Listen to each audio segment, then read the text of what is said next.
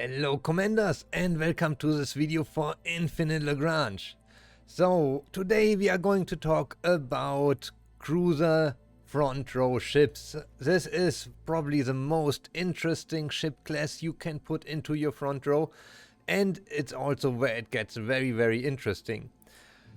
Another thing, as you can see, I do have a timer here on my right side, so the season is coming to an end. I am going to make a video about like how to start the new season, what will I focus on, what kind of ships am I going to use, and to prepare this I would be really interested if you share with me what are your plans for the new season, what fleet compositions are you going to use. I already have some ideas, but it's always interesting to get a little bit more input and feedback, so if you have something, let me know in the comments. I am really looking forward to this. We will go into the list, into the Excel, but before we do this, I really have to show you one thing. I had to get it confirmed, so thanks to Stormbringer for sharing and allowing me to double check the Chimera Defensive. It is such a beautiful ship. 80,000 HP, 130 armor. It is strong. It is really strong. It doesn't come with any additional weight, but hey, with this kind of armor and HP, who needs evade? But let's take a look at this. It is in the middle row. And this, if you want to use it as tank, you will have to set up your fleet very carefully to make it work. I don't want to say it's not possible, but it is more work than your usual setup. So let's go into the beautiful Excel we have here. We will look only in these little number of ships because I was surprised. There's not so much in the front row. We do have the Chimera, but only the heavy and the ballistic.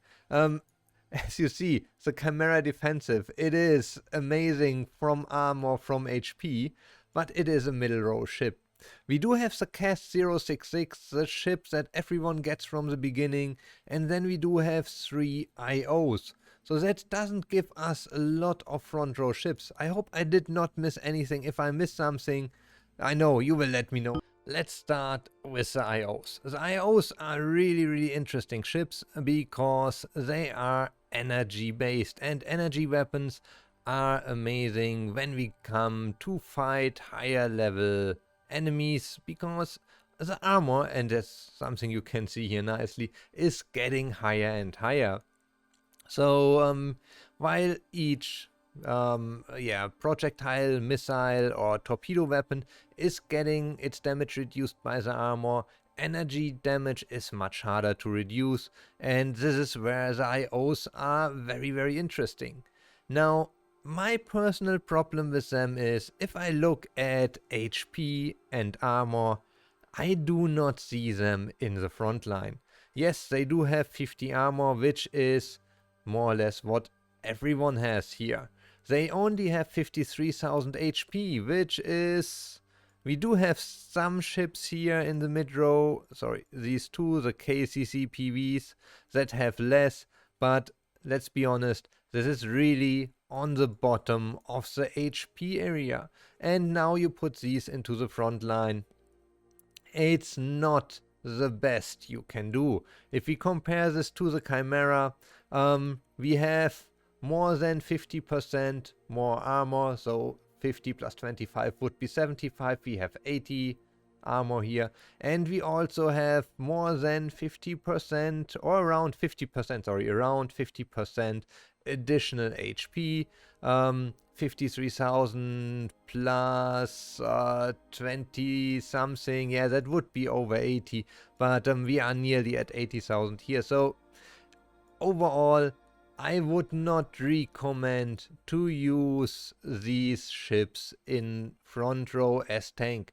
Early on they are okay when your enemies are mainly destroyers and frigates, but as soon as you come there with into contact with really high damage ships, they just don't really do it. The only thing that might be interesting is the IO Siege, which got a really crazy high siege damage, that you put it into a secondary fleet just for doing siege damage, but else I'm not a big fan of Zio. I have to say this, very unfortunate. I do have Zio.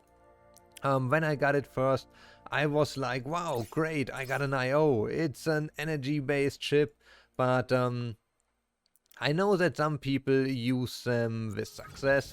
I do have the siege type and the iron cannon type.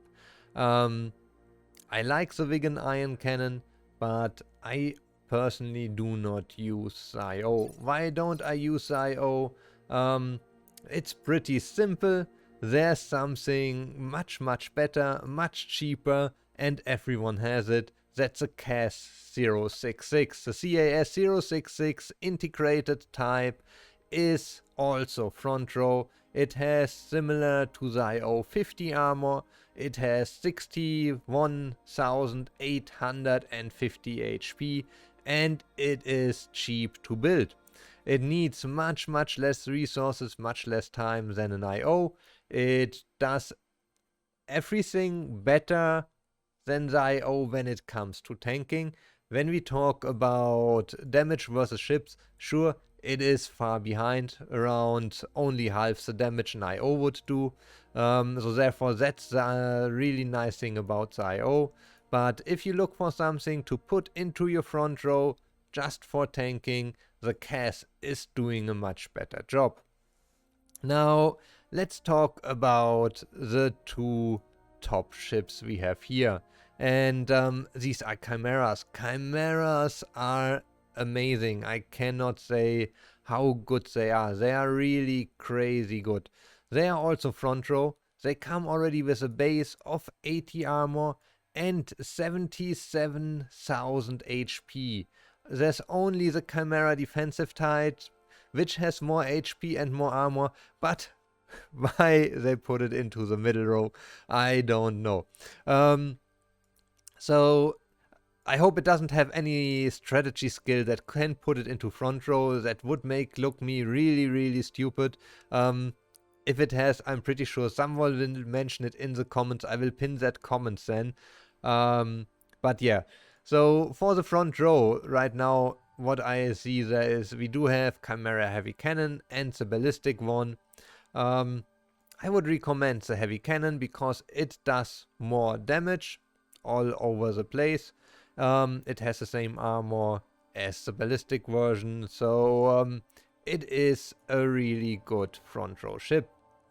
Let's take a look at the blueprint. I am one of the lucky people who has at least one Chimera. I do have the ballistic type, so that's not the best type. The heavy cannon type would be better. You will see here I do have it upgraded for energy resistance, and I started with a physical resistance. Why did I not put more points inside there? I stopped using it as my main tank and I started to replace the cruisers with my destroyers, but that's a different story. So if you want to use it as tank, then use all your points you can get. If you take a look at the main weapon, it does a nice 350 damage per hit. It prioritizes small ships, so it will start with destroyers and frigates before it goes to something bigger. This really makes it very good. It does great, it does amazing damage. Fully upgraded. You have the upgrades for your physical resistance, so your normal armor upgrades, and you do have 10% resistance for energy weapons. After this, you can either use the main system HP. We will now use just 1 HP. So that would bring it up to a 10% energy shield. That's only 10% reduction for all energy weapons, so you can't really protect very well versus energy weapons in these lower cases. But it will give you a whooping 140 armor completely upgraded. with nearly 85,000 HP. So that's pretty nice. Early in game you probably can even ignore the energy resistance and get a little bit more HP, another 7,000. So you will get over 90,000 HP. Really strong and nice to have. I really like it. If you have it, you will not be disappointed. It does great damage in addition to its ability to tank. So the anti-ship damage for this ballistic version is around 15,800. The heavy cannon would even do 18,800. These two are for me the top tank cruisers that you can get. The only thing where I would recommend you to use the Cass, this is still a very good ship. It's cheaper. It is much cheaper than the Chimeras. So if you do have a sacrifice fleet, a fleet that you send in first, you put in cheap CAS 066, you put in some cheap destroyers, you put in some repair ships in the back, some anti-air to just survive as long as possible, and then your main fleet will have maybe some Chimeras in the front row, maybe some Carillions if you don't use them here. And it does the most damage. So while your CAS 066, when you attack a city or when you attack something, a base with multiple fleets, while this tank fleet with a cheap CAS 066 is tanking 2, 3, 4 fleets, your main DPS fleet does not need so many frontline ships, because it will only face one enemy fleet and it can focus much more on damage. So that would be a place where I would say the CAS 066 is even preferable over the Chimera, because you will get it destroyed so easily and you have to build them again and again. And if you're not in late game, you might get into some problems with your resources. As soon as you have more resources than you can use, the Chimera would be the better choice. That's it. That's a summary for the cruiser ships. They are very interesting because they already can do a lot of damage. There are some really pretty ships like the Chimera. There's a CAS 066 that everyone has from the beginning on, the integrated type. So you have some really good options to tank. They have already very high armor. We just took a look at the Chimera with 140 armor. A lot of the small attackers that only do 30 to 150 damage, they will get reduced to 10% damage that they will do against this Chimera. Sure, there are ships out with 1200 alpha hits. There the 140 armor is not doing so much anymore, but the majority of the enemies you will face there has very likely something below 300 alpha hit damage.